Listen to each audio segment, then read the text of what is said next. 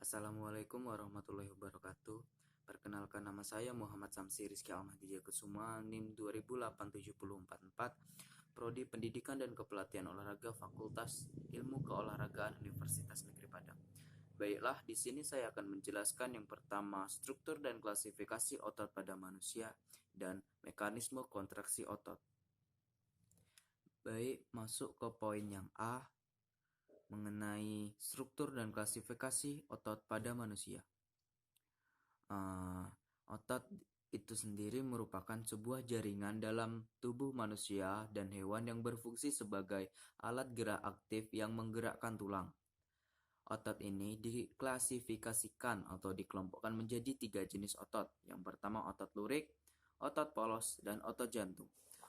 Otot menyebabkan pergerakan suatu organisme maupun pergerakan dari organ dalam organisme tersebut. Baiklah, seperti yang saya jelaskan tadi, mengenai otot itu dikelompokkan menjadi 3 atau diklasifikasikan menjadi 3. Yang pertama otot lurik, otot polos, dan otot jantung. Masuk yang pertama yaitu otot lurik. Otot lurik merupakan sel-sel otot yang terbentuk silindris atau seperti tabung dan berinti banyak. Letaknya di pinggir, panjangnya 2,5 cm dan diameternya 5 mikron. Otot lurik ini dibedakan lagi menjadi 3 macam. Yang pertama otot rangka, otot lurik, dan otot lingkar. Otot-otot ini mempunyai hubungan dengan tulang dan berfungsi menggerakkan tulang. Cara kerja otot lurik yaitu bila otot lurik berkontraksi, maka menjadi pendek dan setiap serabut turut dengan berkontraksi. Kerja otot lurik ini bersifat sadar, karena itu disebut otot sadar. Artinya bekerja menurut kemauan. Karena itu disebut otot sadar, yang mana artinya bekerja menurut kemauan dan perintah otak.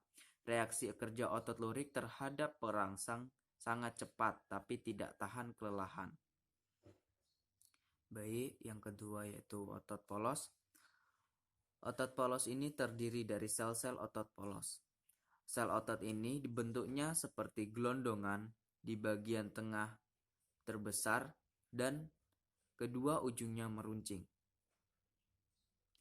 Otot polos ini bergerak secara teratur dan tidak cepat lelah walaupun tidur.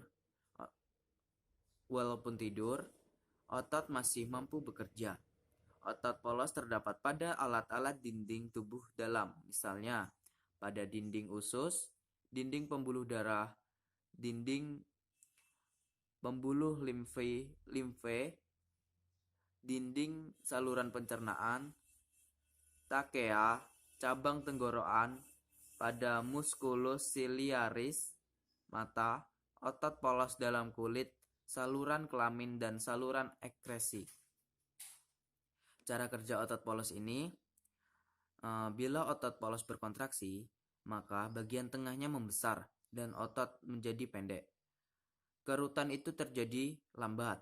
Bila otot itu mendapat suatu rangsang, maka reaksi terhadap berasal dari susunan saraf tidak sadar (otot involunter). Itu karena otot pada otot polos ini tidak berada di bawah kehendak, jadi bekerja di luar kesadaran kita. Baik, selanjutnya otot jantung. Otot jantung ini merupakan otot istimewa, yang mana otot ini bentuknya seperti otot lurik. Perbedaannya ialah bahwa serabutnya bercabang dan bersambung satu sama lain, berciri khas merah, dan tidak dapat dikendalikan kemauannya.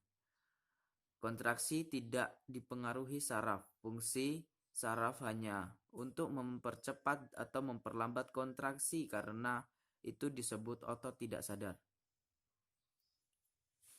Otot jantung ini hanya ditemukan pada jantung (core). Mempunyai kemauan khusus untuk mengadakan kontraksi otomatis dan bergerak tanpa terganggu pada ada tidaknya rangsangan saraf. Cara kerja otot jantung ini disebut miogenik yang membedakan dengan neurogenik. Baiklah, setelah tadi saya sudah menjelaskan mengenai struktur dan klasifikasi otot pada manusia, selanjutnya saya akan menjelaskan mengenai mekanisme kontraksi otot.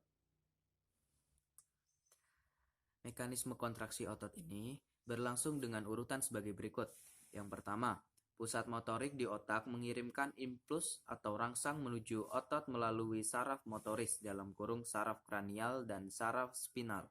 Yang kedua, sesampainya di ujung akson saraf motoris, rangsang dilanjutkan oleh asetilkolin menuju otot (reseptor pada otot) yang mempunyai aktin.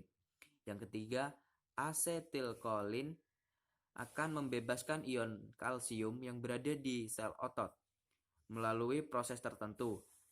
Adanya ion kalsium menyebabkan protein otot yaitu aktin dan miosin berikatan membentuk aktomiosin. Selanjutnya yang poin terakhir, setelah berkontraksi, ion kalsium masuk kembali ke dalam plasma sel, sehingga menyebabkan lepasnya perlekatan aktin dan miosin yang menyebabkan otot menjadi lemas. Baiklah, itu tadi yang bisa saya sampaikan mengenai struktur dan klasifikasi otot pada manusia serta mekanisme kontraksi otot. Kurang dan lebihnya saya mohon maaf. Pada Allah saya mohon ampun. Wabillahi taufiq wal hidayah. Wassalamualaikum warahmatullahi wabarakatuh.